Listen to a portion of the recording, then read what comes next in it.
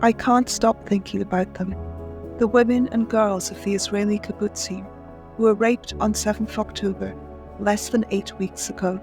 Raped so brutally and so repeatedly that in some cases their pelvises broke from the weight of so many men, and then their throats were slit, or they were shot in the forehead. I can't forget the semi-naked corpse of Shani Louk, paraded around Gaza on the flatbed of a truck, as hordes of men cheered on her rapists and crowded around the jeep to spit on her body. I can't forget the young woman, arms bound behind her back, hobbling from a slit Achilles tendon, a large bloodstain blossoming across her jeans, where she was bleeding profusely from her vagina and anus, being led away, a prisoner of her rapists. I'm still in mourning for them. It shouldn't matter how you feel about the causes or course of this conflict. It shouldn't matter how much you care about the Palestinian cause, how unjust you feel the situation is in Gaza, how strongly you blame Israel.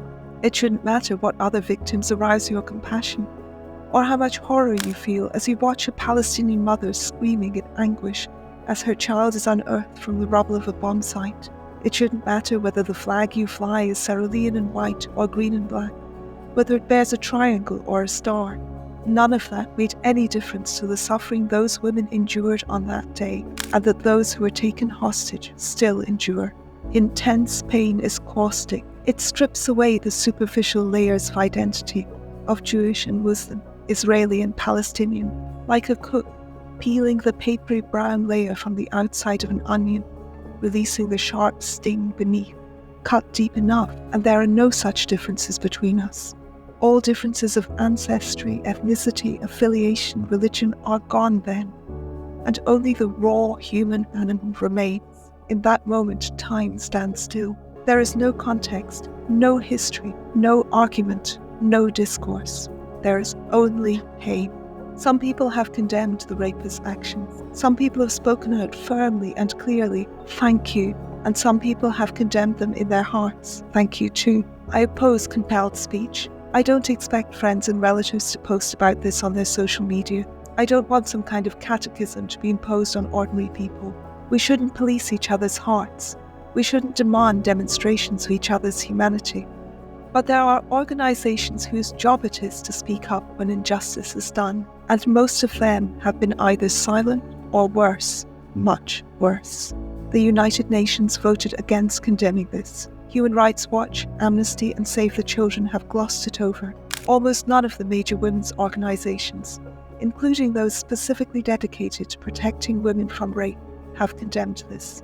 Women's studies departments have not condemned this. Many such groups have rightly highlighted the suffering of Palestinian women. We should grieve for them too, but these women have been, at best, forgotten. At best. Protests began across the West the very day after these events occurred, on behalf of those under whose banner the rapes were committed. Very few of those protesters said, "Not in my name." And elsewhere in the West too, many people have, at best, minimized, justified, condoned this, sometimes with Weasley phrases and with obscurantist lingo, some of it drawn from so-called social justice ideology, here revealed at its most antisocial and profoundly unjust. And other people have defamed the victims as whores, have slashed to their images on hostage posters, smeared them with feces. Those who have done so include journalists at prestigious publications, senior lawyers and university professors. As news of this was breaking, before the bodies of the dead were cold and stiff, social media was already awash with posts from those who were celebrating what had happened. Among them, many young Western women who called themselves feminists. Too many people flatly refused to believe the rapes even happened, even though the rapists proudly documented their atrocities. In some cases, they filmed them on the victims' own phones, uploaded them onto social media, or sent them via WhatsApp to the women's parents and families. Thousands of international journalists and others have now seen the footage, and still people are denying it. Others feel that we need to move on. Other people's pain is in the spotlight now. One progressive friend wrote that, although what happened to those women was bad, what is happening to Palestinian civilians in Gaza is worse. I share her compassion for the terrible suffering endured by the Gazans, but I cannot relativize the events in this way. To watch as your newborn baby is tortured to death, as you are repeatedly raped and then have your throat slit. There may, in this world of evil and suffering, be things as bad as that, but there is surely nothing worse. In June 2018, 21 terrified Thai adolescents were imprisoned in a flooded cave at the end of an underground tunnel system. Many of us, me included, thought about, talked about, and posted about them daily. Their plight captured our imaginations all around the world, and immense international efforts went into saving them. But too few people seem to have a heart for the innocents currently trapped in their own tunnels of hell.